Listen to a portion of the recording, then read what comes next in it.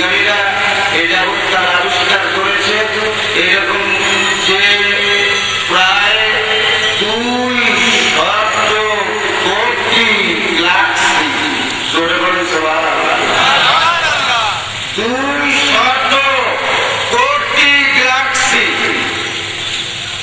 এই 200 কোটি পর্যন্ত 200 কোটি, এই 200 কোটি গ্যালাক্সির মধ্যে একটা গ্যালাক্সির মধ্যে আছে 200 কোটি সূর্য, এবং এক একটা সূর্যের অধীনে আছে এরকম 9টা 10টা করে গ্রহ। জোরে বলেন সুবহানাল্লাহ। তাহলে 200 কোটি গ্যালাক্সি নিয়ে সেই জগৎটা মহাশূন্য, সেটা কত বড়। জোরে বলেন সুবহানাল্লাহ। আল্লাহু আকবার।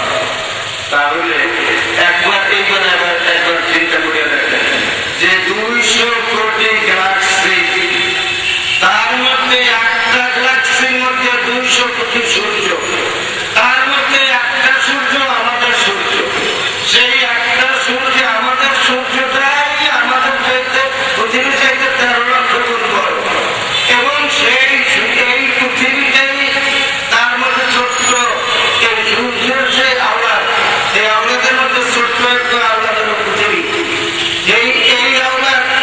এই আওলাদের আছে, এই পৃথিবীটার আছে কত নিয়া এই 7টা মহাদেশ, বিরাট সাগর। এই পৃথিবীর মধ্যে আছে কয়েকশো রাষ্ট্র, তার মধ্যে একটা ছোট্ট রাষ্ট্র বাংলাদেশ।